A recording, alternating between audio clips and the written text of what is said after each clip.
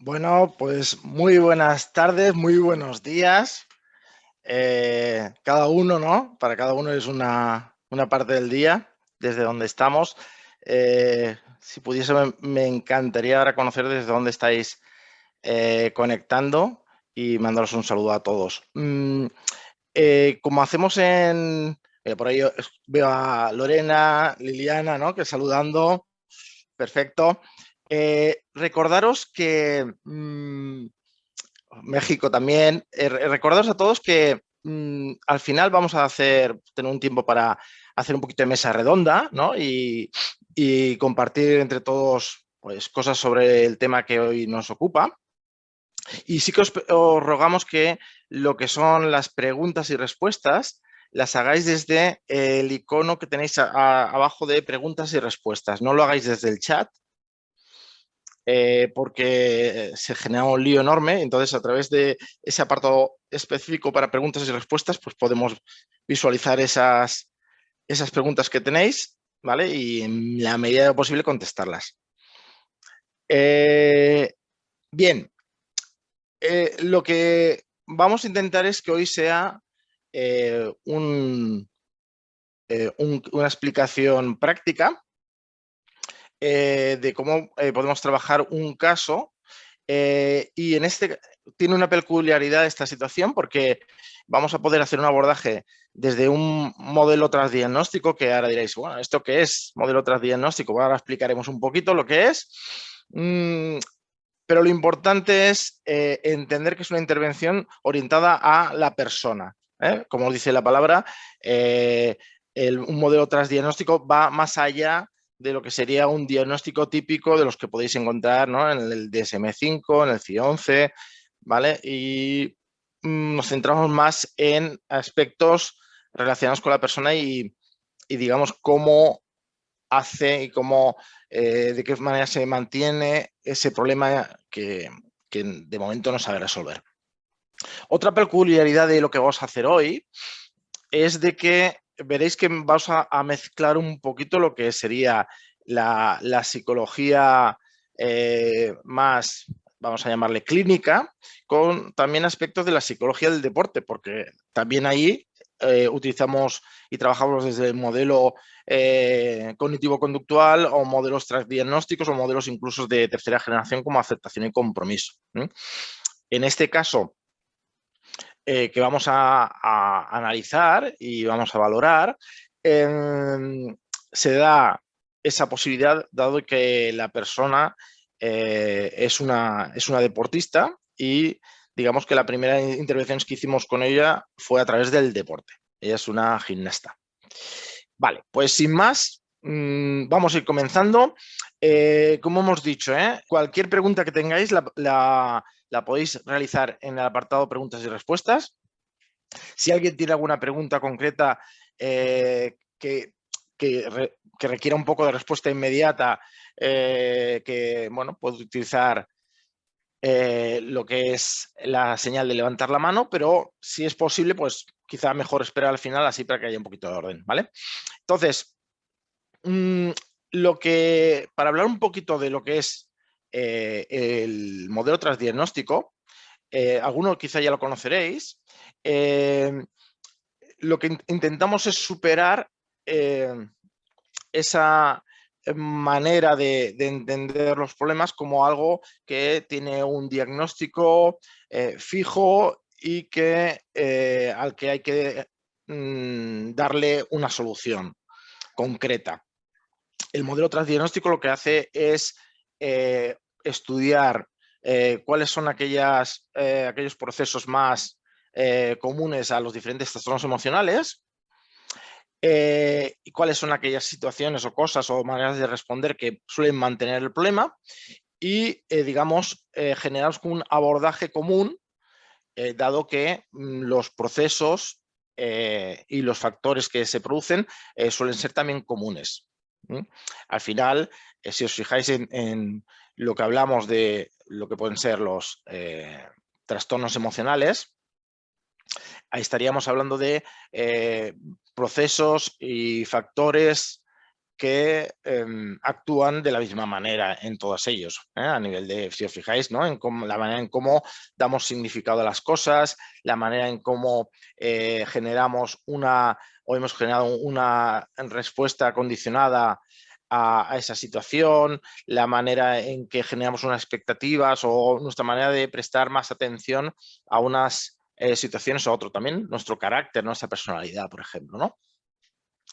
Entonces, yo pondría como clave para entender y como norma un poquito, ¿no? que rige lo que es el modelo, la utilización del modelo transdiagnóstico, es primero que las personas utilizan estrategias de regulación emocional desadaptativas para evitar o disminuir la intensidad de las emociones incómodas, ¿vale? Esto nos lleva a esas conductas evitativas, a esas conductas de escape que en un primer momento la persona percibe como algo útil y funcional y que después, a medio o largo plazo, digamos que confirma y mantiene su malestar, a veces de condicionamientos operantes que hace que se produzcan como respuestas más automáticas y más complicadas de trabajar.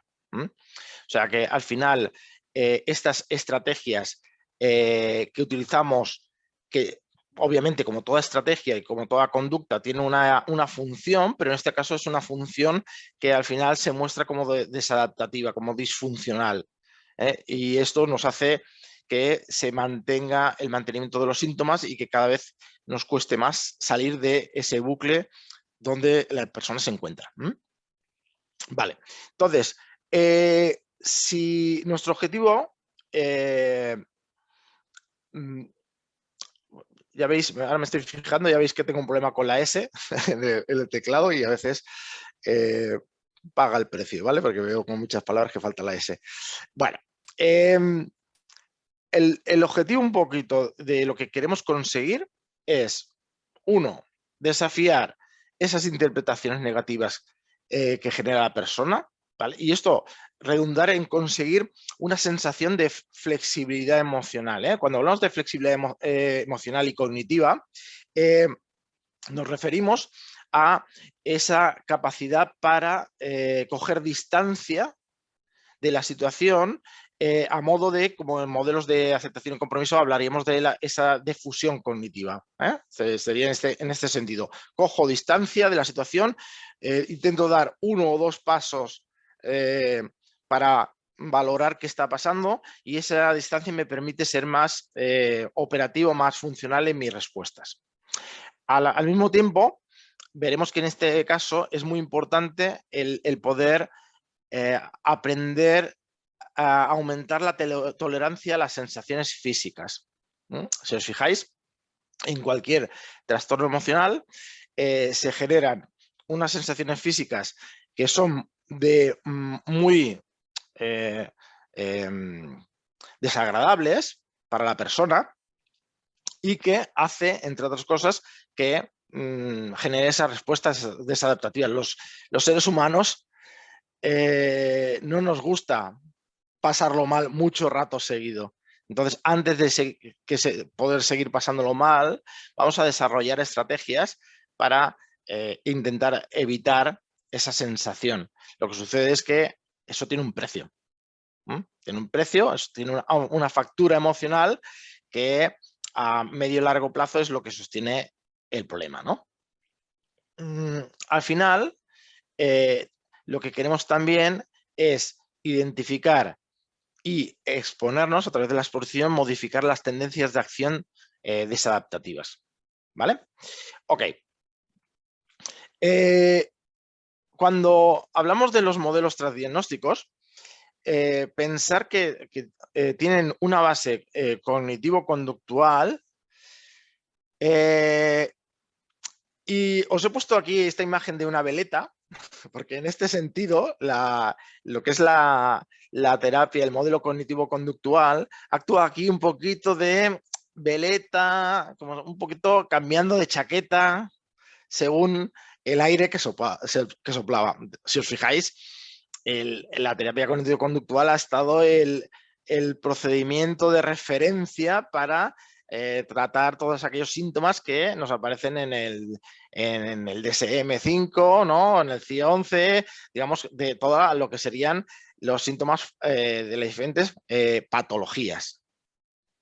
Y digamos que esos síntomas están basados en, al final, en cómo generaban una habitación experiencial, ¿no? Entonces, la terapia cognitivo-conductual ha intentado dar solución a cada uno de esos síntomas del DSM-5 o del CIE.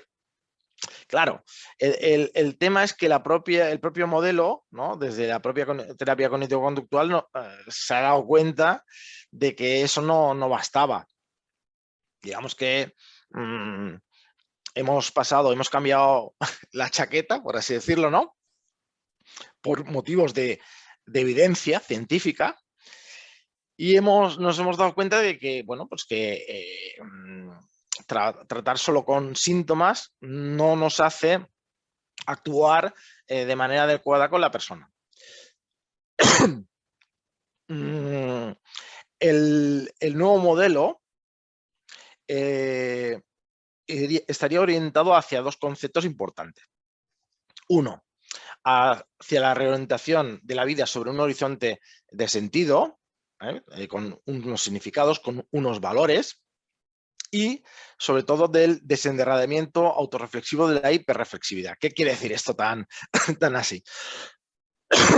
Disculpad que hoy estoy todo el día con sesiones y la voz ya no llega a estas horas.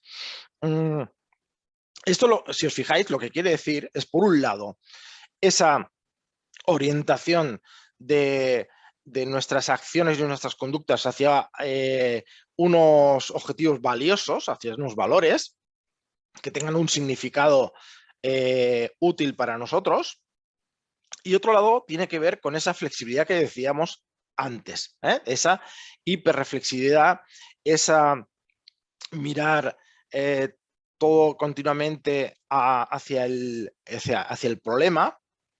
Y entonces el cambio que queremos hacer es esa, entroncando otra vez un poco con los modelos de aceptación y compromiso, ¿no? Esa difusión cognitiva y orientación hacia valores más importantes. Perdón. En este caso, como dice Marino, una posible terapia transdiagnóstica estaría fundada más en principios terapéuticos generales que en técnicas específicas. ¿A qué nos referimos? En los modelos transdiagnósticos, las técnicas no son tan importantes como el objetivo, ¿no? El principio que hemos mencionado, que orienta el cambio que queremos en la persona con la que estamos trabajando. Esto también lo podemos ver, por ejemplo, en las bases de otros modelos como la activación conductual, ¿no? Otras técnicas como la activación conductual, donde no es tan importante las técnicas que se utilizan y sí aquello que queremos conseguir, ¿vale? Que en este caso es más allá de lo que puede decir un síntoma de la persona, centrarnos en, ¿no? Es ir más allá y centrarnos en esa reorientación hacia maneras de hacer más funcionales y en coherencia con los valores de la persona. ¿Sí? Ok. Lo que vamos a ir viendo, y si queréis, después cuando hagamos un poquito el proceso, ¿no?, de intervención, pues primero vamos a conocer un poquito el caso de la persona que nos ocupa, nuestra paciente en este caso, nuestra cliente, es una joven de 18 años. Como os he dicho, el motivo de la demanda inicial por el que vino anteriormente era bajo un programa de rendimiento deportivo, de alto rendimiento.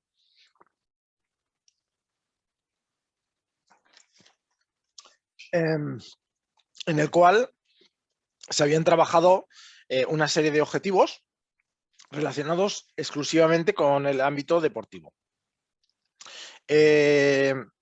Básicamente lo que se hizo fue el trabajo de técnicas de concentración, un plan de competición que, como veréis después, nos puede servir de apoyo. Y también el aprendizaje de diferentes técnicas para, digamos, regular la emoción en el momento pre y competitivo.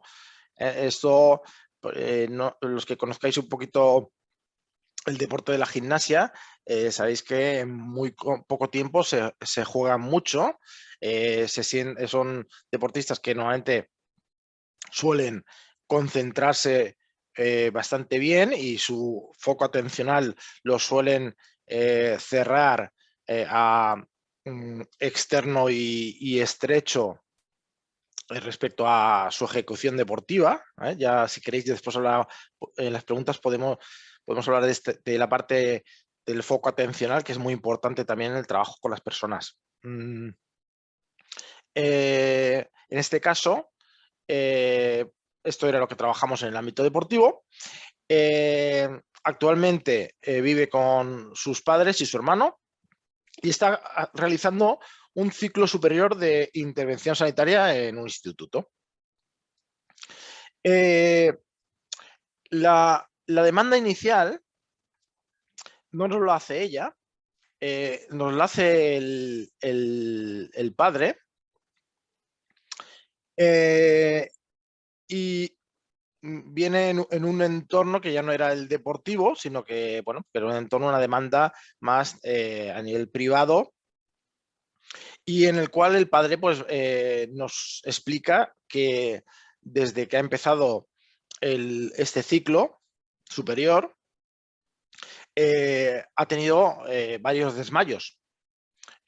Siempre han ocurrido cuando ha tenido que ver una presentación en público, y bueno, se han originado y se han tenido en estos casos se ha tenido que llamar a la ambulancia. ¿Vale? De momento ha sucedido 2 veces que se ha tenido que llamar a la ambulancia. Ya veremos después que hay algunos antecedentes que conviene analizar también. A nivel de descriptores de la situación, podemos a nivel general, después de hacer una evaluación con la persona, bueno, esto no lo he explicado, ¿no? Después, una vez que tenemos la demanda del padre, nosotros contactamos con esta persona, con la paciente, y le planteamos, fruto un poco de la confianza también que genera el estar trabajando con ella directamente, ¿no? En el ámbito deportivo, le planteamos esta situación y bueno, no hace falta ni que le preguntemos, ella misma, bueno, casi con la mirada, con eso, y con lo que dice, pues nos dice que sí, que necesita trabajarlo porque es una situación que no puede controlar. Deciros que en el deporte, aparte de los problemas generales, esto nunca le ha pasado. O sea, esto le ha pasado solo en el ámbito educativo. Entonces, a nivel de descriptores, podemos ver que lo que son a nivel fisiológico, lo que más se nota es ese dolor pecho y garganta, taquicardia, sudoración, hiperventilación, mareo, hipersensibilidad. A nivel cognitivo, lo que más se reproduce, ¿no? No podré, no sabré, lo haré mal, se van a reír de mí. A nivel motor, pues rumiación obsesiva, movimiento de piernas, jugar con las manos, vomitar, hipervigilancia y desmayo. Insisto, en el entorno educativo. ¿Sí? Puntualizar que todo esto es fruto de una evaluación que hacemos a nivel personal con ella. No es, esto ya es a nivel de sesiones privadas con ella, y donde hemos hecho pues eso, un seguimiento de recogida de información, sea o a través de entrevista con ella o sea a través de unos registros donde ella va señalando aquellas sensaciones o aquellos comportamientos que le están generando malestar. Me parece, a ver, creo que allí...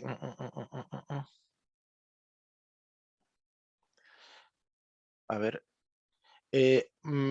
Marcela, un momento. Marcela me pregunta si podemos tener acceso a la presentación y material de exposición. ¿Te refieres a...? Me imagino que lo estarás viendo, ¿no? ¿Te refieres a si después podéis contar con él? Esto después estará colgado en YouTube y podréis tener acceso cuando queráis para lo que es lo que estamos hablando hoy. ¿Sí? Lo que comentábamos, ¿no? A nivel de objetivo general, y lo expresamos con sus palabras, ¿no? Para mí es importante, ¿no? Es decir, el objetivo general no es el que yo observo, sino el que ella manifiesta, ¿no? Y con eso trabajo, ¿no? Ella quiere poder acabar el ciclo y dedicarme a esta profesión. ¿Por qué es tan importante? Pensar una cosa. Este ciclo es un ciclo sanitario que requiere en muchos casos el actuar de manera precisa, en tipo de salvamento, primeros auxilios, etcétera. Al haber sucedido esto, que se ha desmayado varias veces, los profesores se han mostrado preocupados e incluso han hablado con ella y le han expresado que en este tipo de trabajo no se puede, es peligroso el no saber regularse bien, ¿no? Porque eso puede afectar a otras vidas, ¿no?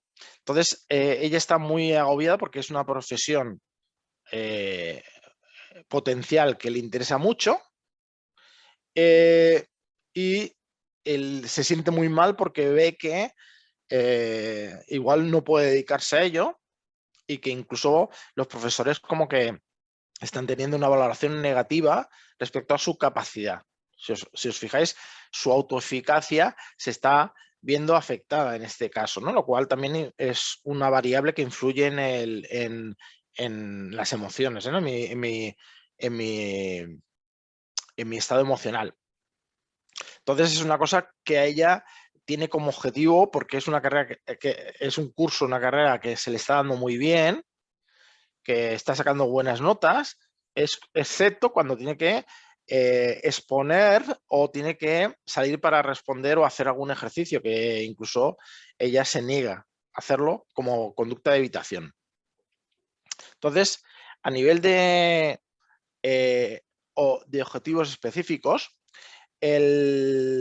nos hemos marcado respecto a esos dibujos generales el no anticipar cognitivamente antes de salir, de aprender a regular las emociones mejor en esas situaciones, el controlar los pensamientos en el sentido, y esto el día ya lo sabe porque en el deporte le pasa igual, o sea, se trabaja igual, en el sentido de entender mejor cómo funcionan esos pensamientos y utilizarlos a su favor. Hablar sin que se atragante, ni tartamudee, que ha empezado a hacerlo en este momento en el ciclo que está realizando. Poder exponer delante de mis compañeros. Ella sí que es capaz de exponer, le cuesta, pero es capaz de exponer si no hay compañeros delante. ¿Sí? No tener esas sensaciones de mareo que siente y que son un poco ese estímulo antecedente, ¿no? A todo lo que puede venir después, ¿no? Sentir que puedo, ¿no? Entonces, ¿cómo veremos que y esto lo hemos hecho a través de establecer con ella, cómo veremos que hay un avance, ¿sí? En la situación? Pues a través de reducir la activación el día anterior, porque ya el día anterior empieza a activarse, y esta activación, que después hablaremos de ella, esta activación hace que, por ejemplo, tenga un nivel de tensión que afecta a su sueño, teniendo desvelos y costándole alcanzar el sueño. Si aprende a utilizar pensamientos más realistas y menos catastrofistas, ¿no? Salir sin poner excusas, ¿no? Es decir, sin evitar, sin decir no lo sé o no. Hay veces que incluso ella prefiere decir que no ha traído el ejercicio, que no lo ha hecho en casa antes que salir. Reducir esas conductas de seguridad de escape, utilizar las estrategias que vamos a ir trabajando, ¿vale? Y como hemos comentado, la mejora del sueño, ¿sí? No desvelos ni procesos rumiativos en la cama, Lo típico que se suele decir que en la cama es para dormir, ¿no? Pues es un poquito la idea esta, ¿sí? Vale. Entonces, para que veáis por ejemplo, un ejemplo, a nivel de conductas problemas, esto, por ejemplo, va bien que con la paciente vayamos estableciendo en esta fase de conocimiento, que también a la vez es la fase de motivación que establecemos en el protocolo transdiagnóstico. En esta fase es importante que conozcamos situaciones, cómo se comportan en su situación, qué función tiene. ¿Sí? Aquí entraría también un análisis más a nivel conductual, ¿no? Donde establecemos los tipos de aprendizaje que se establecen. Aquí, como veréis, como es evidente en este caso, se produce un aprendizaje clásico, ¿no? A través de lo que es el miedo, ¿no? El miedo ante el que haya gente delante, ¿no? Y eso es un aprendizaje condicionado clásico, ¿no? Y también después se generan unos aprendizajes más operantes, ¿no? Que son consecuencia, ¿no? de este miedo, ¿no? Pero que se van aprendiendo y se van condicionando y al final actúan como una respuesta discriminada, ¿no? a las situaciones, ¿no? Bueno, entonces, para que veáis un poco en lo que son una situación, por ejemplo, que es ataque de pánico y desmayo antes de una exposición, el contexto sería a nivel externo estar en clase antes hablando de la exposición, estar también a la vez en la hora de descanso, ¿no? Y cuando veamos que esa se acaba y que después viene la clase donde tiene que exponer. También otro contexto es la noche anterior durmiendo mal. Todo eso actúa como factor externo a la situación que genera todo, ¿no? A nivel interno, el hecho de ese saber de que tiene que exponer, esa de sentirse reactiva, ese sentirse avergonzada, con rabia, ¿no? El suceso a nivel de estímulo antecedente, ¿no? Puede actuar el escuchar hablar de la exposición, ¿sí? Eso ya me genera una activación. El ir a la clase anterior, eso ya, la clase anterior nos referimos a antes de lo que sería la hora de descanso. Eso ya ella lo acondiciona a que se acerque el momento y eso le genera una sobreactivación también allí.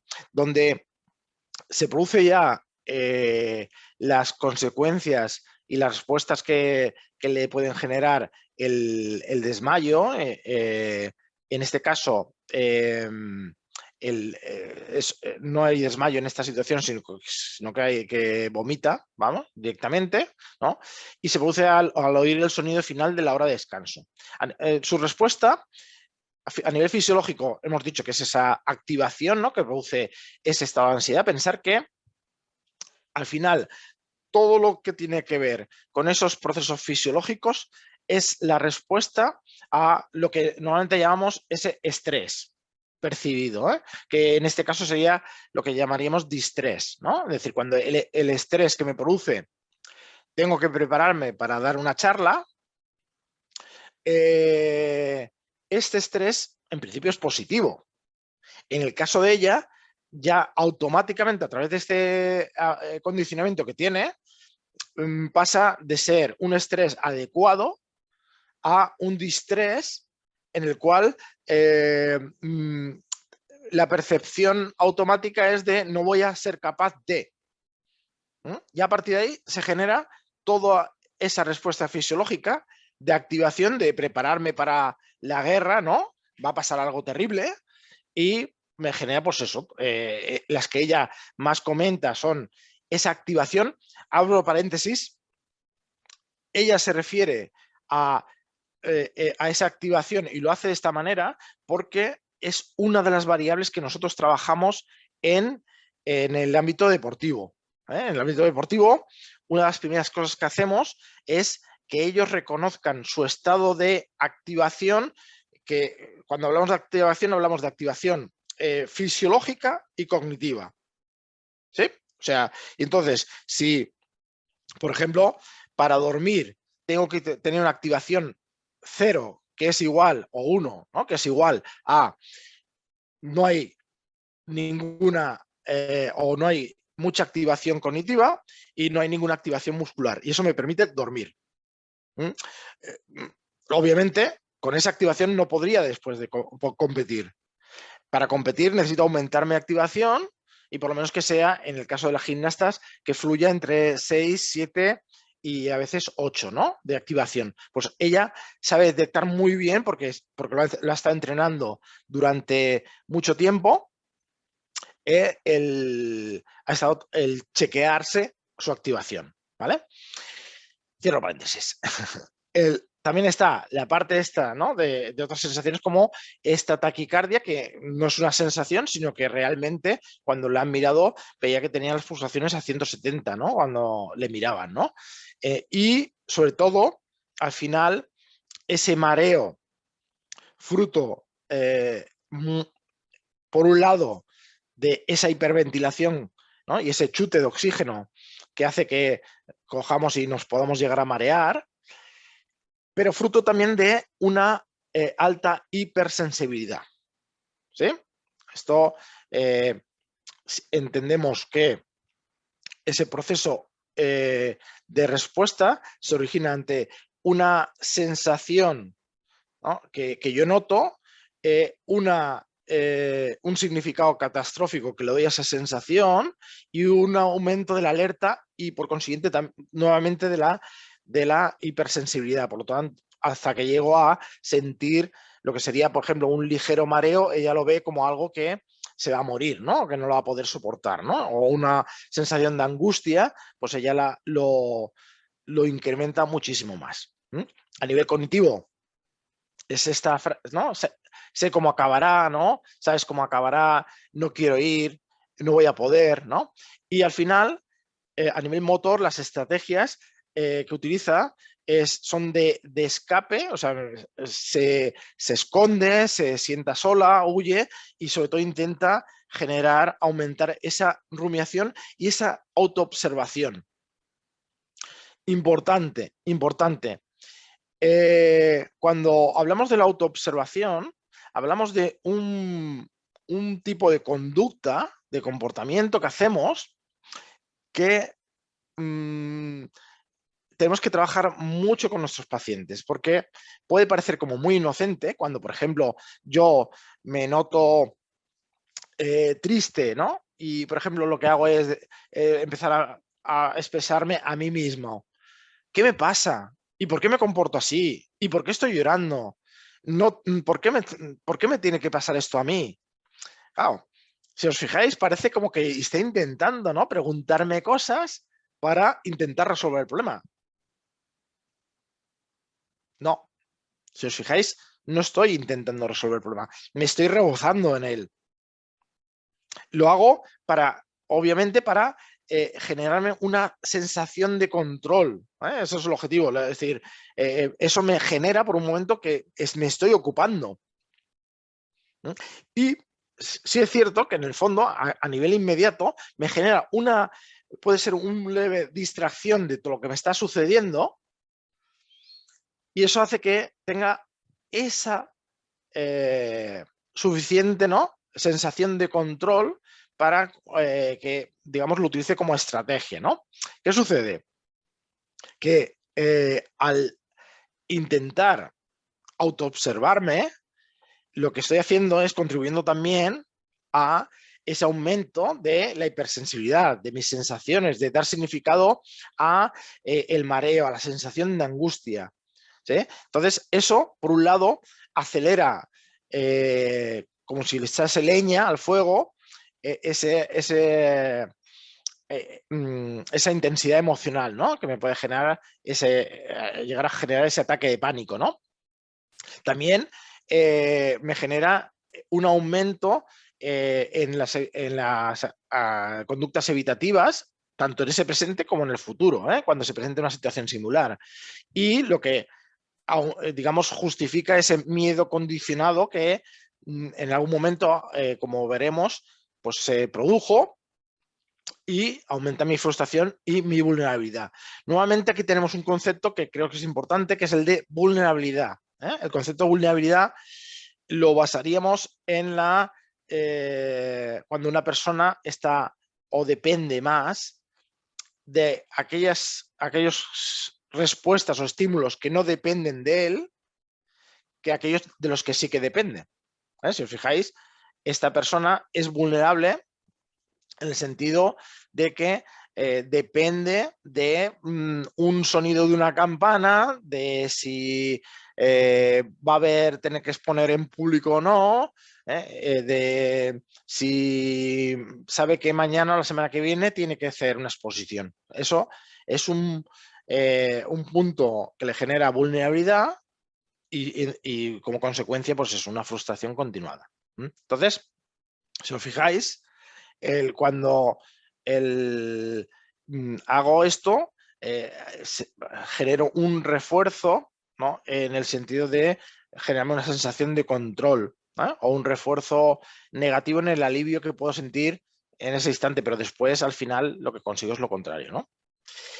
Aquí ya podemos ir estableciendo, ¿no? Conductas alternativas que creemos que podrían mejorar eso, ¿no? Y que forman parte después de nuestra conversación, ¿no? Con la persona, ¿no? En el día a día para intentar generar ese cambio, ¿no? Esa motivación.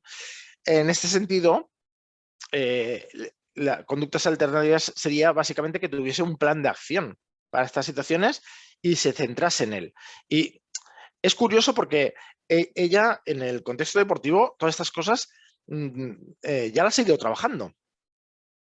Pero como veremos, ese condicionamiento que tiene respecto a hablar en público hace que le cueste muchísimo, ¿no? El poner en marcha esas estrategias. Pero sí que está claro que si conseguimos que realice cuando está en esa situación unas conductas alternativas, un plan de acción, sea el centrarme en la respiración, el generarme autoinstrucciones para que mi foco atencional, ¿no?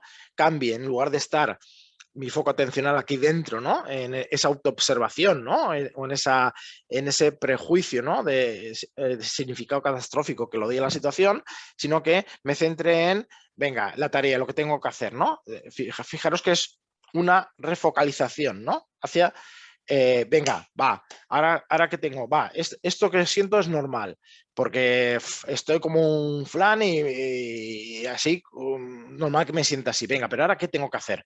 Venga, pues esto, ¿vale? ¿Sí? Entonces, centrarme en esa acción y en objetivos de tarea, que veremos que es muy importante. Esto, una cosa muy importante que tenemos que entender es de que a corto plazo va a generar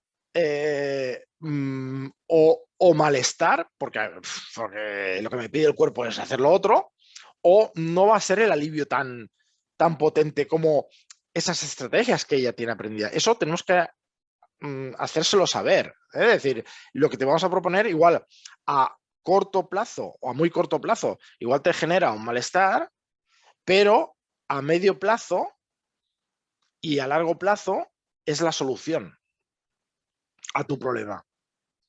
¿Sí? Es importante que esta persona trabaje para ella a medio plazo, para su yo a medio plazo.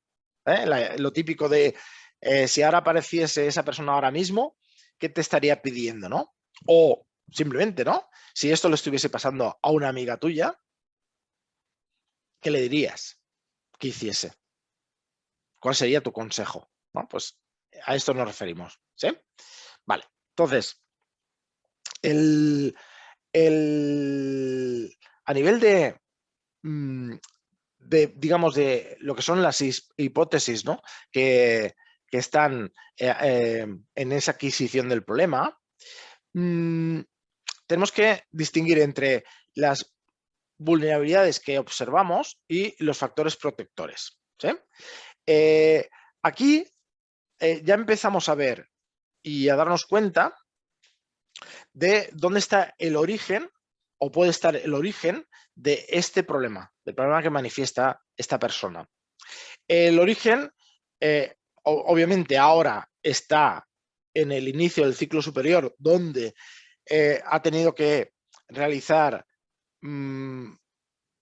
muchas exposiciones porque funciona así, o sea, es un ciclo que funciona a través de, en la clase van por grupos, por equipos, mucho rato están de pie, no es una clase que estén sentados, ¿vale? Están trabajando con material y así de pie de repente un grupo es el que tiene que exponer. Entonces, esto, claro, ha hecho que ella recupere, ¿no? O haga uso de esos aprendizajes que había aprendido en otro momento. En la ESO, que es la ESO, sería la etapa del instituto, la etapa previa, también le había sucedido, ¿vale? A ver, un momento. Es que estaba mirando las preguntas y respuestas, ahora contestaré una pregunta que hay.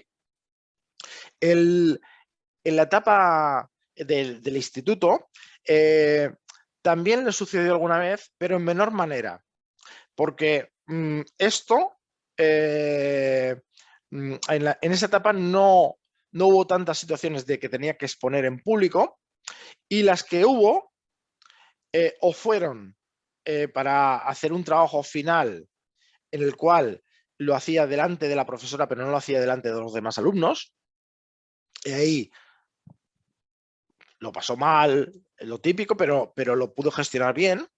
Y también se habían producido situaciones que, bueno, en ese momento le habían generado el que bajase su nota de media, que era de cuando había que salir o a responder algo o levantarse para responder algo tal, ella se había negado, incluso, como hemos dicho antes, alegando de que no lo había hecho, ¿vale? Como conducta de evitación, ¿sí? El posible inicio de todo esto seguramente lo tenemos en tercero de primaria. ¿Por qué somos tan precisos? Pues porque es en este curso cuando ella recuerda y aprovecho para responder la respuesta. Toda esta información que hemos ido recabando hasta ahora, para ir un poquito deprisa no nos podía especificar y me parece muy apropiada la pregunta. Esto lo hemos hecho a través de lo que son las entrevistas, lo que son la parte de registros, ¿vale? Situaciones conflictivas, situaciones que me han generado malestar, y también lo que hemos hecho también a base de pues, rellenar algún tipo de cuestionario concreto, ¿eh? En este caso hemos rellenado un cuestionario F5 de autoconcepto, por ejemplo, y también algún cuestionario relacionado con la reactividad, como esto es el LSB50, pero de situaciones. Pero básicamente la información que hasta ahora hemos trabajado es toda recogida en entrevista, ¿sí? Volvemos a tercero de primaria.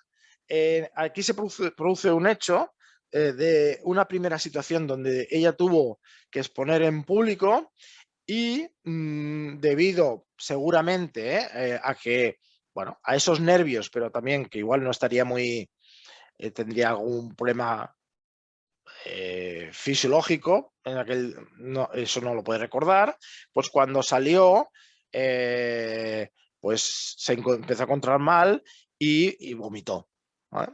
Entonces, sus compañeros, todos, pues, bueno, ella recuerda que se rieron de ella.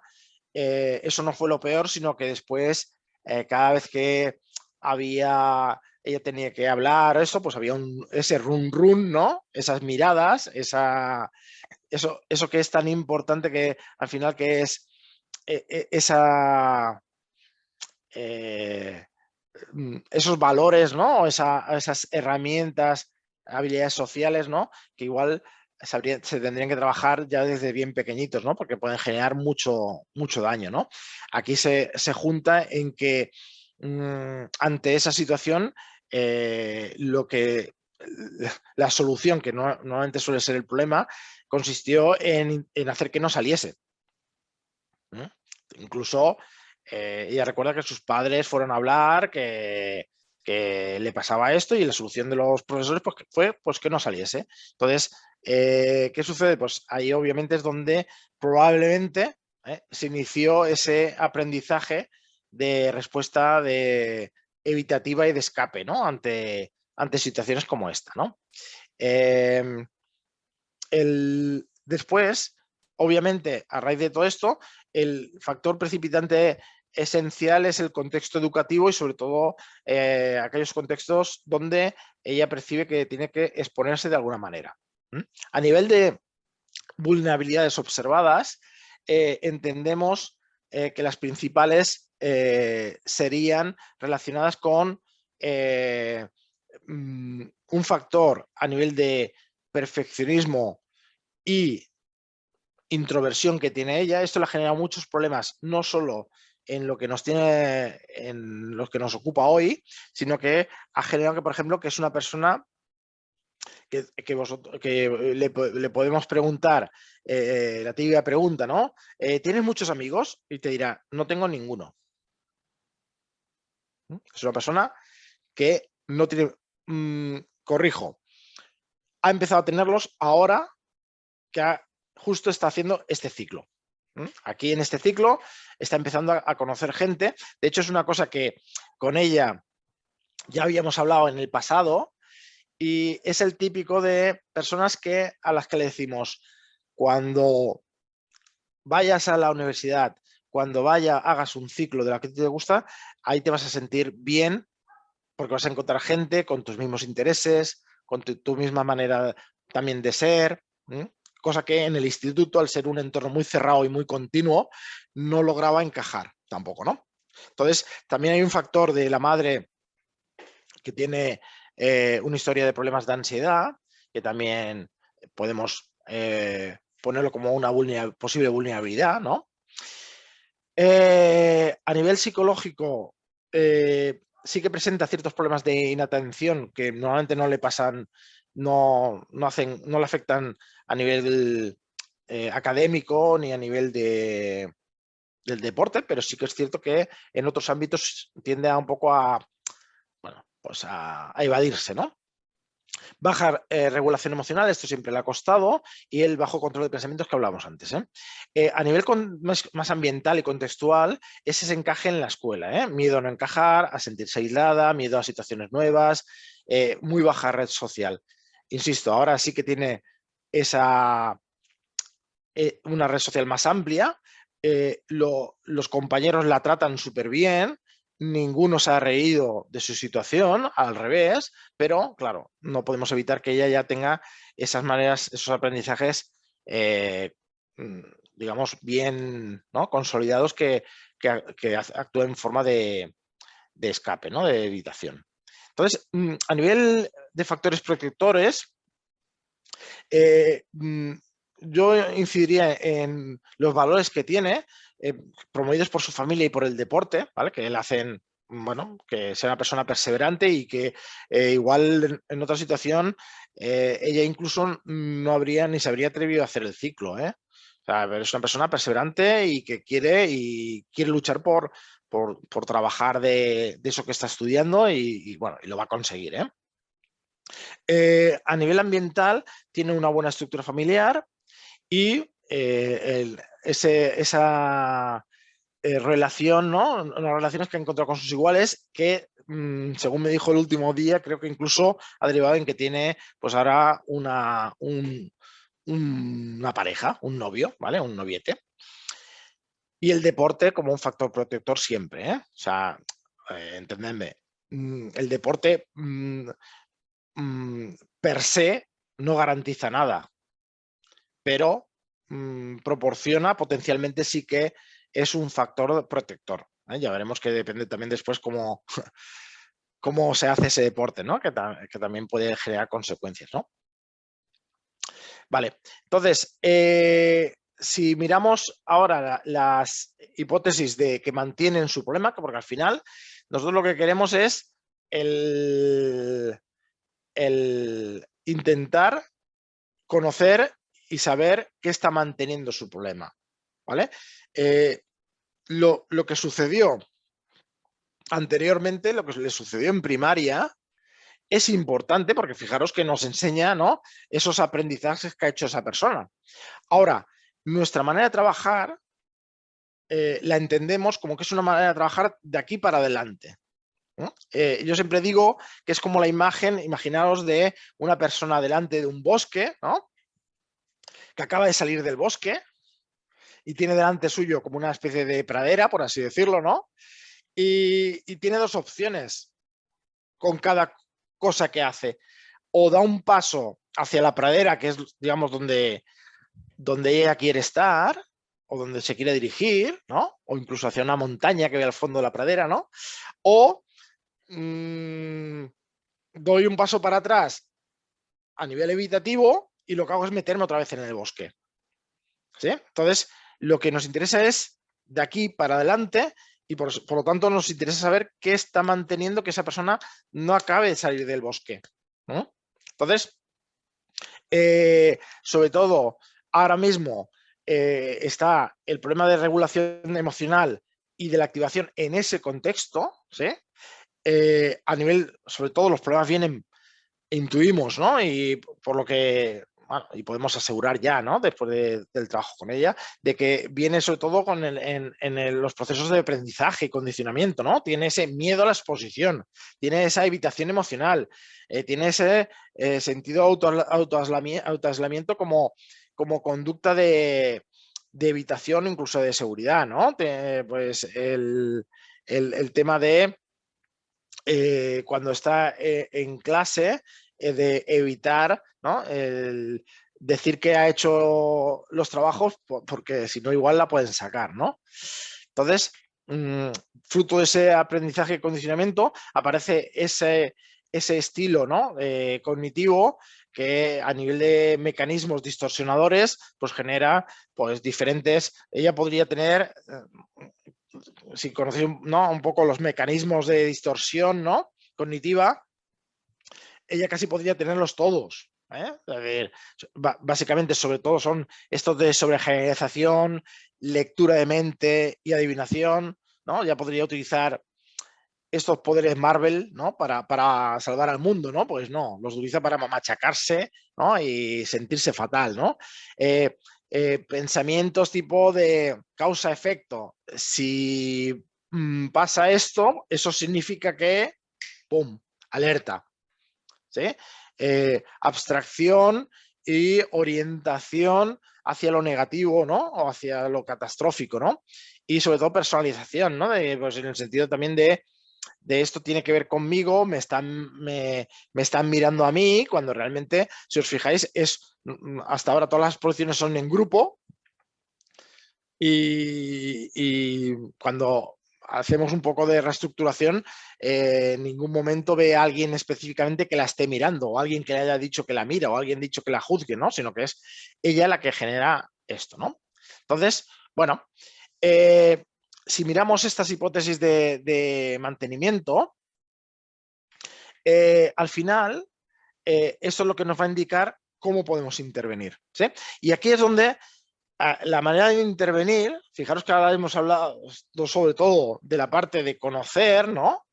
Sí que es cierto que conociendo ya empezamos a elaborar hipótesis, estas hipótesis nos hacen generar a su vez hipótesis de trabajo, ¿no?, de intervención, ¿no? De pues si hacemos esto, pues esta persona mejorará en este aspecto, ¿no? Entonces, a nivel y siguiendo, ya os digo que no de manera, ¿cómo os diría yo?, académica, porque al final en la práctica del día a día con las personas no seguimos un protocolo 100%. No os he comentado el protocolo, digamos, tras diagnóstico, incluye también en su modelo una guía, ¿vale? Que se le puede dar a la persona. En este caso yo no le he dado esa guía, lo que sí que esa guía se la puedo dar al final y tuneada y adaptada a lo que hayamos trabajado con ella, ¿vale? Para que lo tenga siempre presente y lo pueda utilizar cuando quiera.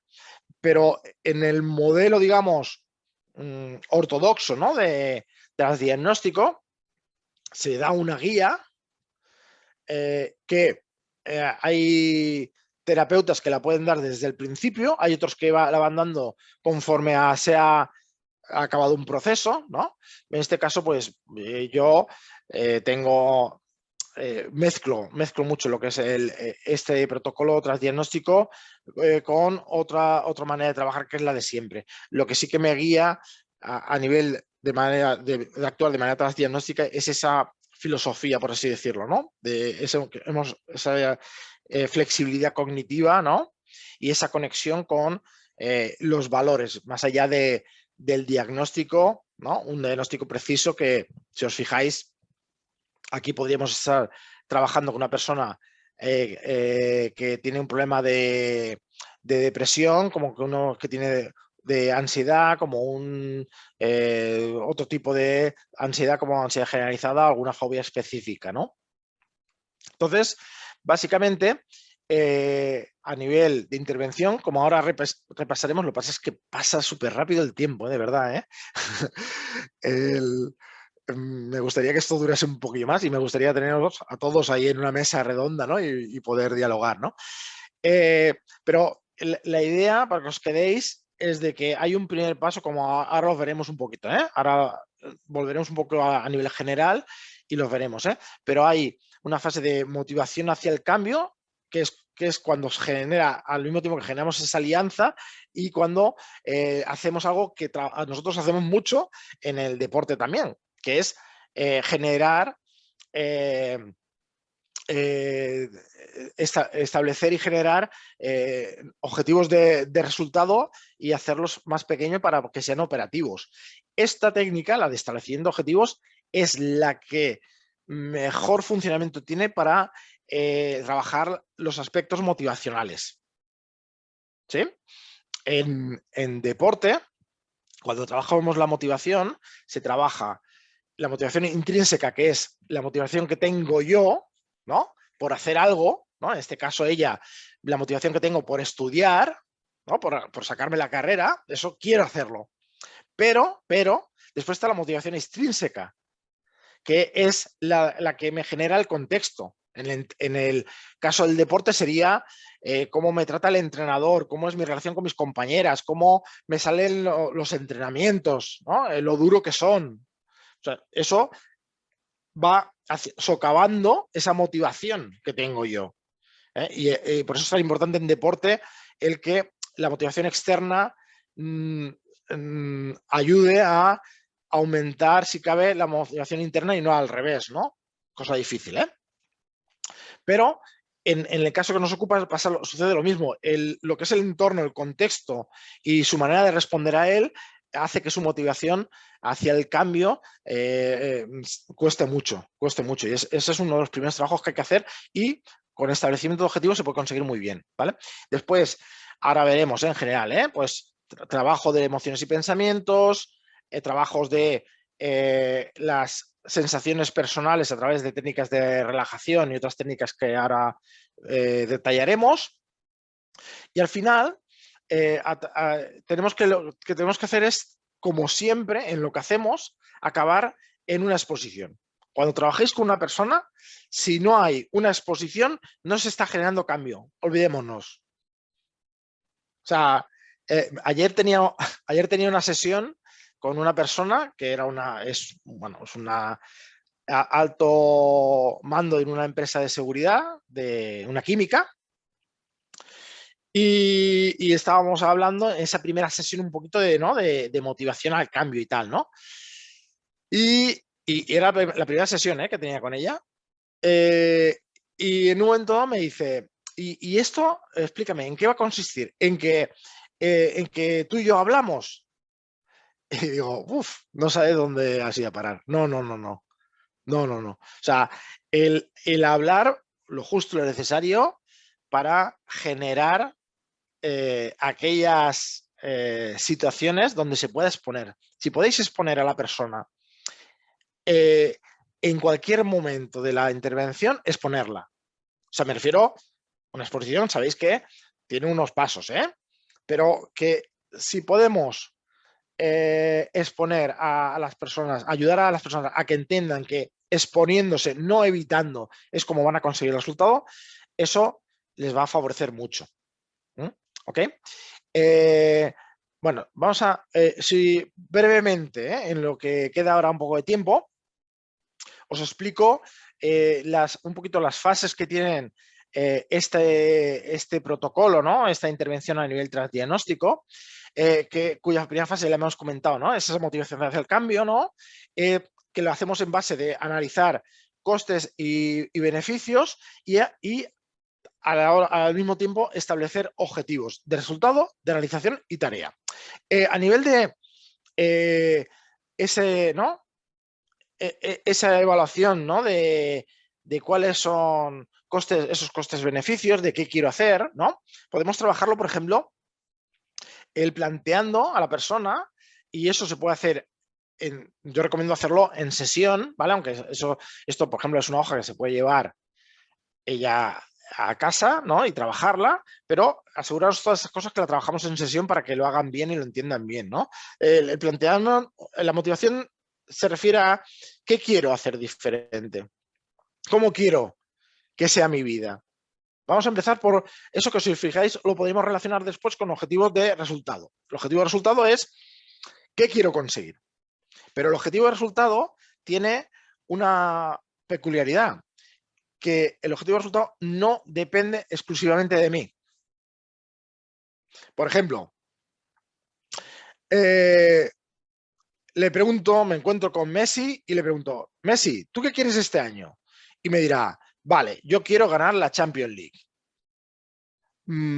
Pero ¿eso depende de Messi? Aunque sea Messi, ¿eh? ¿Depende de él ganar la Champions League? Pues si no depende de Messi ganar la Champions League, con más razón, ¿no? Nuestros objetivos de resultado no dependen de nosotros, pero está bien que los tengamos ahí bien situados porque eso es lo que nos va a mover. Pero no es a lo que nos tenemos que centrar nuestra satisfacción. Nuestra satisfacción la tenemos que centrar con, para conseguir eso, cuáles son mis objetivos y qué puedo hacer para conseguirlo. Ahí es donde tengo que tener mi satisfacción, y si puede ser lo más molecular, mucho mejor. O sea, decir, qué cosas, qué pasos puedo dar para conseguir mi objetivo. Y sentir satisfacción no por ya estar bien del todo, ¿no? En este caso, con ella, pues sería lo que quiere conseguir, lo vimos anteriormente, ¿no? Es, quiero lograr aprobar la carrera y trabajar de lo que yo quiero. Vale, para ello, ¿qué tengo que hacer? Pues tengo que, entre otras cosas, superar mi miedo a hablar en público, entre otras cosas, mejorar mi relación y mis habilidades sociales, esas cosas. Muy bien, eso está muy bien, pero eso todavía es súper general.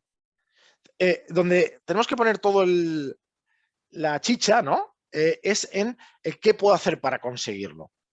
¿Qué cosas concretas y número de veces y cuándo lo voy a hacer? Esto es lo que sí que puedo hacer. Esto es lo que sí que puedo controlar. Esto sí es sobre lo que tengo que tener y obtener esa satisfacción. Y esa reflexión, ¿no? Esto nos tiene que llevar a decir, vale, ¿y cómo diferente será mi vida si consigo mi objetivo? ¿Vale? Si consigo el superar estas pruebas, ¿no? Si el poder exponer sin miedo, el sacarme la carrera, el trabajar lo que quiero, ¿cómo será? Esto es lo importante, porque eso son sensaciones.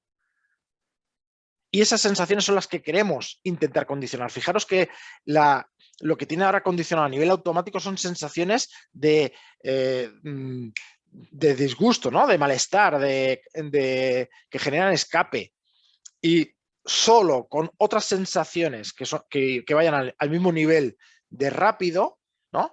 De velocidad que esas sensaciones, podemos generar cambio, ¿no? Dejarme, a ver, voy a mirar un momento las preguntas. Vale, esto, ok. Vale, vamos a ver, vale, seguimos, vamos súper justo, pero vamos a por ello. Esto sería, por ejemplo, un registro que se suele hacer durante todas las sesiones, ¿vale? Y ella lo va renovando, ¿vale? Y aquí va indicando y ella va observando cómo es su estado por un lado, de ansiedad, ¿vale? Desde calma total hasta un estado agudo de ansiedad, y cómo es su estado de ánimo en el sentido de depresión, por así decirlo, ¿no? Pues desde una alegría inmensa a un estado muy bajo de ánimo, ¿no? Entonces esto lo va rellenando, y eso también a ella le va dando un feedback, ¿no? De cómo está cuando pasan ciertas cosas y no. Aquí también os recomiendo que hay apps, como por ejemplo una app que se llama Dailyo, que se escribe como Day, ¿no? Día, L-Y-O, Dailyo. Y en ella simplemente es un chequeador de estado de ánimo en el cual asociamos cómo estoy a una serie de iconos que yo mismo puedo crear y que podemos crear para el paciente, ¿vale? Y entonces, pues cuando pregunto cómo estoy, después me sale una pantalla donde salen iconos y elijo aquellos que me hacen estar así, ¿sí? Y eso al final me puede generar como una especie de registro que es cuando estoy bien, estoy haciendo esto o estoy dejando de hacer esto, ¿vale? Y esto también, por ejemplo, sería otra manera, ¿no? Básicamente, para ir un poquito así, y lamento las prisas, ya si queréis haremos un segundo speech sobre este tema porque considero que es importante, ¿vale?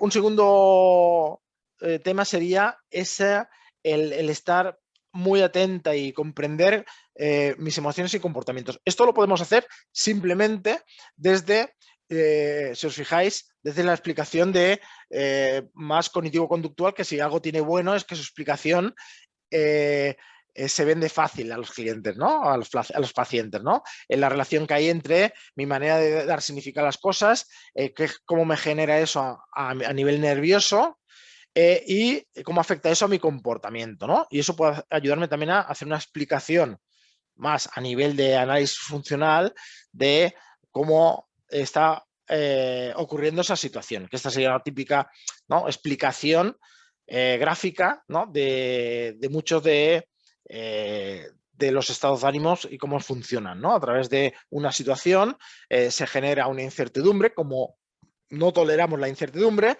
eso nos genera una serie de preocupación que nos puede aumentar el estrés y generar la reacción fisiológica, en este caso la ansiedad, ¿no? Esa ansiedad, por un lado, me hace gestionar muy mal las situaciones y por otro lado me hace evitar, ¿no? Esa situación porque no quiero sentirme así, ¿no? Y esto explica por qué se mantiene el problema, ¿sí?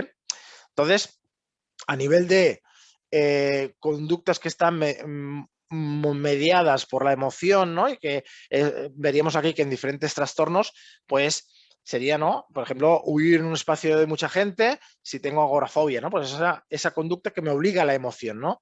Entonces, pues nosotros trabajaríamos un poco en cuál sería la conducta alternativa a nivel de exposición. Por supuesto, después de un trabajo bien de estrategias y habilidades, ¿eh? ¿Ok? Aquí también otra manera de chequear cómo estos comportamientos, pues sería con un típico ABC. En concreto ya incluye una especie de reestructuración, ¿no? Que hago de la situación, ¿no? Pero nos valdría cualquier ABC, ¿no? En el sentido de decir, bueno, venga, vamos a mirar qué situación me genera malestar, cómo me siento, qué pienso para sentirme así. Importante, ¿eh? No qué pienso una vez me siento así, sino qué pienso para sentirme así, y entonces la conducta, ¿qué hago? ¿Sí? Ok. El importante aprender a observar las experiencias. Y esto lo relacionaría con otro paso después, que es aprender esas sensaciones que son disgustantes, ¿no? Que no me generan bienestar, ¿no? Vale, entonces aquí es donde tenemos que intentar hacer pequeños experimentos conductuales centrados en las emociones, poder monitorizar el estado de ánimo y el nivel de actividad. Yo siempre digo que tenemos que intentar hacer pequeños cambios y sobre todo ser un poco masoquistas, ¿vale? Cuando hay ya un trabajo hecho, yo les pido a los pacientes que sean un poco masoquistas, que se atrevan a aquello que igual les genera un poquito malestar, atreverse. En este caso, en el caso de esta persona, la manera de atreverse era, por ejemplo, que ahora ya lo está realizando, es exposiciones de prepararse preguntas para poder hacer durante la clase. ¿Sí? Ella misma no espera que la clase le reclame que tenga que participar, ella misma se prepara una pregunta y lo hace mediante técnicas de regulación, autoinstrucción, ¿vale? Y objetivos, ¿vale? Es decir, ¿qué toca hacer ahora? Pues venga, preguntar esto y después escucho la respuesta. Ahí, importante, observamos no solo la experiencia de nuestra conducta, sino la experiencia emocional. En este sentido, aquí, si os fijáis, para poder observar estas experiencias, utilizamos un modelo que se llama RC, que son esos antecedentes, a ver cómo vamos, Justin, pero bueno, donde podemos observar antecedentes. Observar quiere decir empezar a conocer, porque igual no me he dado cuenta. Pues, ¿cuál es el antecedente? Pues igual que me piden que dé una respuesta en clase. Vale, ¿qué respuesta doy? Normalmente a nivel de pensamiento se van a reír, no puedo. ¿Vale? A nivel de sensaciones, vértigo, mareo, presión, impotencia. Aquí añadiríamos, no lo he puesto, pero movimiento de piernas, movimiento de manos. ¿Sí? Conductas que hago, digo que no lo tengo. Consecuencias, mala nota, frustrada. A partir de aquí, elaboramos objetivos de pequeñas intervenciones. ¿Vale? Pues vamos a intentar dar esa respuesta que hemos dicho, ¿vale? ¿Cómo? Pues con un plan de acción. Con ella es bastante más sencillo porque ella también lo ha trabajado en el deporte. Pasa que aquí le cuesta la misma vida, pero en el deporte también lo ha trabajado. ¿Sí? Ok, entonces, aprender de mis experiencias me sirve también utilizar el concepto que hemos dicho antes de activación. ¿Sí? Es decir, ante una situación, ¿cómo estoy de activada? Si os fijáis en este gráfico de U invertida, se explica un poco la variable de la activación. ¿Sí? Depende de cómo yo esté activada y depende de cómo esté de concentrada en una situación, para cada situación concreta hay una activación que es la ideal. ¿Sí? Como hemos dicho antes. Por ejemplo, en este caso, para poder preguntar, primero tengo que asegurarme de una activación de 0 a 10, 0 sería dormida, 10 ataque de nervios, que por lo menos esté, como mucho, esté en 6. Con 6 puedo hacerlo. Pero si empiezo a estar en 7, 8 para hacer una pregunta sentada en medio de la clase o de pie, pero en medio de la clase, pues me va a poner los nervios. ¿Qué tengo que hacer? Primero, bajar mi activación y después dar la respuesta. ¿Sí? O sea, y esto es lo que trabajamos con ella. Primero, ocúpate de bajar esa intensidad emocional. Después, autoinstrucciones, objetivos, haz. ¿Sí? Aquí también, con ella, utilizamos una técnica que igual normalmente no lo utilizamos tanto, que es la de visualización, porque ella la tiene aprendida ya de su contexto deportivo. Entonces se puede imaginar esa situación y nos va a ayudar a generar no solo el cómo me tengo que ocupar de la situación, sino también la podemos utilizar para trabajar técnicas de sensibilización sistemática, por ejemplo, o inoculación de estrés. ¿Vale? Esto ya lo veréis que lo trabajamos a través de realidad virtual también. Entonces, Básicamente lo que hemos comentado es hacer chequeos de activación, ejercicio de respiración, atención plena, visualización, hablarte como a tu mejor amigo, ¿vale? Es decir, tu mejor amigo, ¿qué te diría en esta situación? ¿Vale? Y en todas esas acciones, que sea consciente y observe qué estás sintiendo. Que le ponga una palabra. ¿Qué piensa? Que le ponga una palabra. ¿Qué haces? Que le ponga una palabra. ¿Sí? Es decir, que le ponga nombre a lo que siente, porque empezarán siempre diciendo, no sé, ¿qué piensas? Pues no sé, hay que poner nombres. Y en los pensamientos, aunque sean ideas, ¿cuál es la idea que pasa por la cabeza? ¿Sí? Vale, entonces, a nivel, aquí no me extenderé, a nivel de evaluación y reevaluación cognitiva, simplemente es chequear esas distorsiones para generar una mayor flexibilidad, ¿vale? Por ejemplo, podemos utilizar una serie de hojas de pensamientos distorsionados que para que ella identifique con cuál se siente ella identificada. Al final, acordaros que el principal problema que sostiene en la situación y que le genera esos efectos fisiológicos es, por un lado, sobreestimación de la probabilidad de que le vaya a pasar algo malo y, sobre todo, eso que va a pasar es catastrófico. Entonces tenemos nosotros que intentar conseguir lo contrario, ¿vale?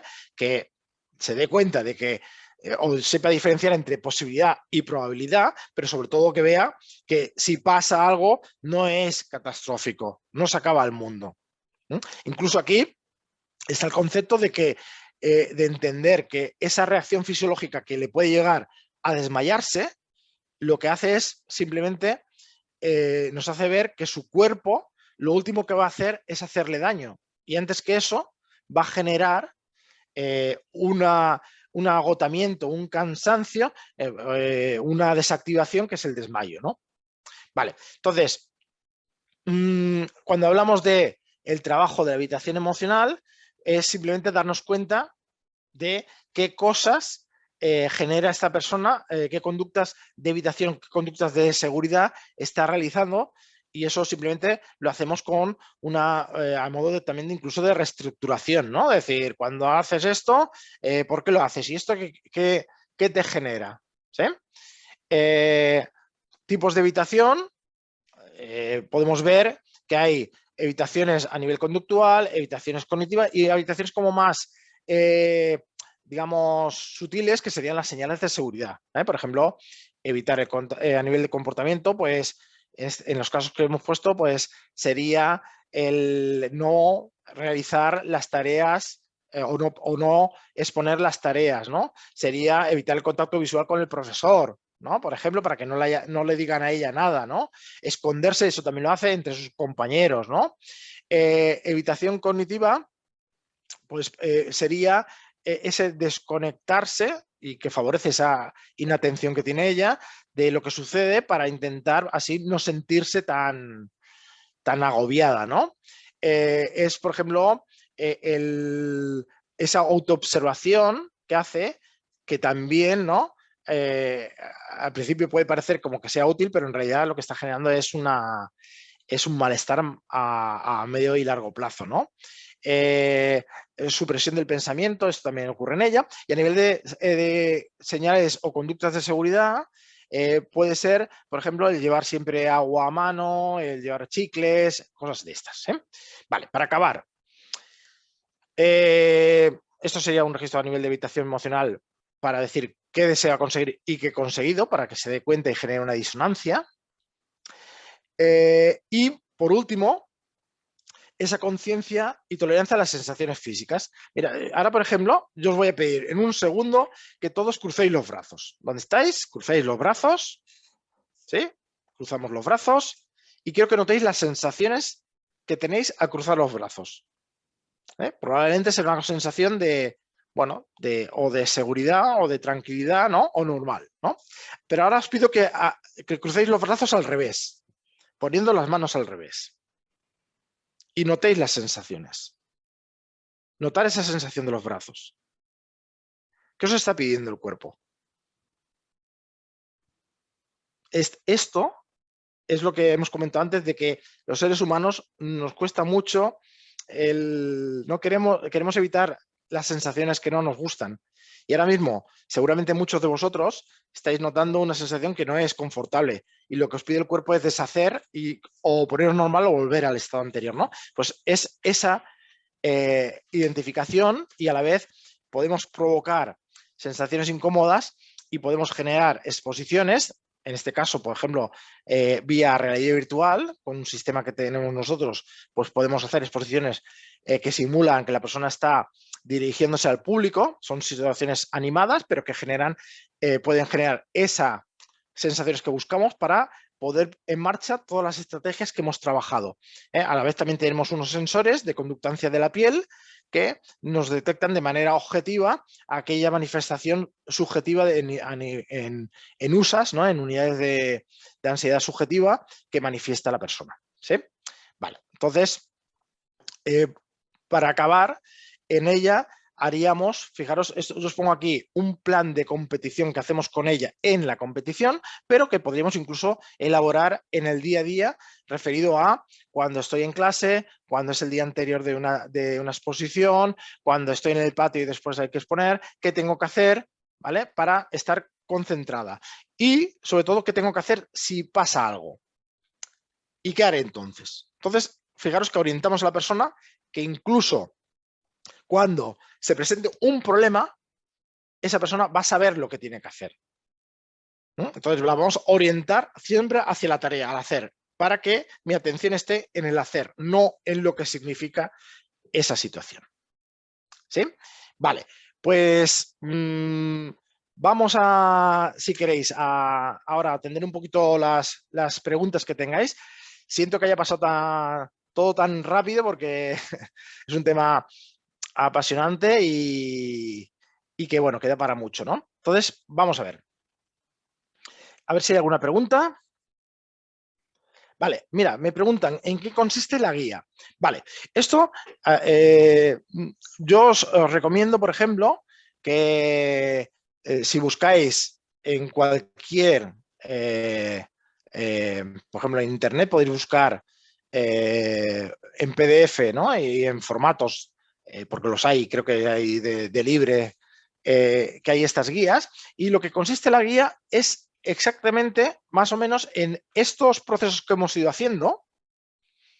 Ellos también lo tienen a modo de, ¿no? de pasos, ¿vale? Y en cada paso se les da consejos sobre cómo trabajar eso. Por ejemplo, si trabajamos al principio en la identificación de pensamientos, ¿no? que me pueden estar afectando, pues, o conocer las sensaciones, ¿no? o mis comportamientos, pues ahí en el módulo te dice un poco cómo trabajarlo, te pone incluso algunas tareas para poder hacerlo, ¿vale? A modo que tú eso lo puedes ir trabajando. De hecho, cuando yo no lo hago, en este caso,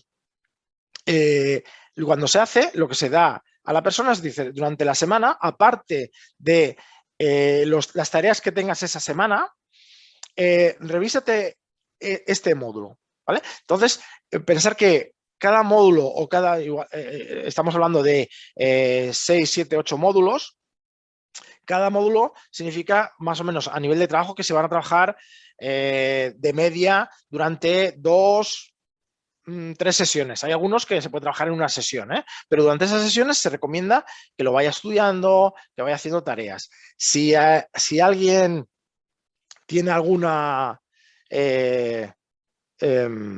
digamos, duda sobre esto, pues yo paso mi mail, os podéis poner en contacto conmigo y os puedo pasar alguna información a nivel de dónde se puede acceder a estos módulos, pero fijaros que el paciente tiene una guía y el terapeuta también tiene esa misma guía, lo que pasa es que obviamente no, con diferentes objetivos y diferente información.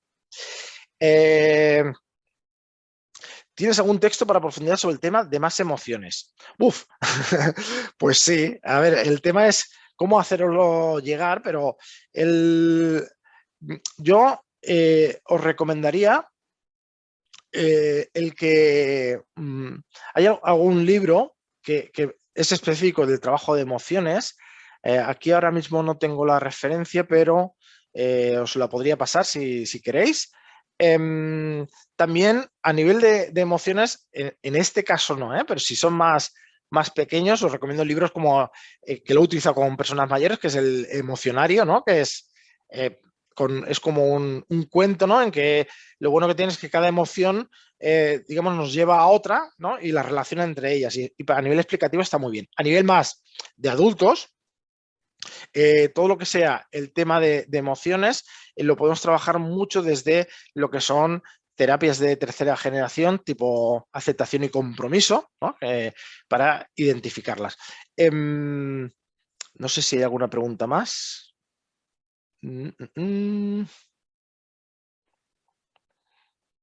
A ver, mira a ver si hay alguna por el otro lado.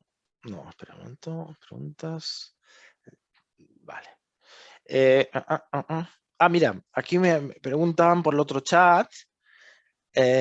Sí, pues oye, yo encantado de trabajar todo el modelo este de manera más profunda, contar conmigo porque es un tema que me encanta, y podemos, pues eso, ir trabajando incluso aspecto por aspecto y manera precisa de integrarlo, ¿no? Preguntan también, Zoila, en mujeres con síndrome de la mujer maltratada, ¿qué recomienda? Vale.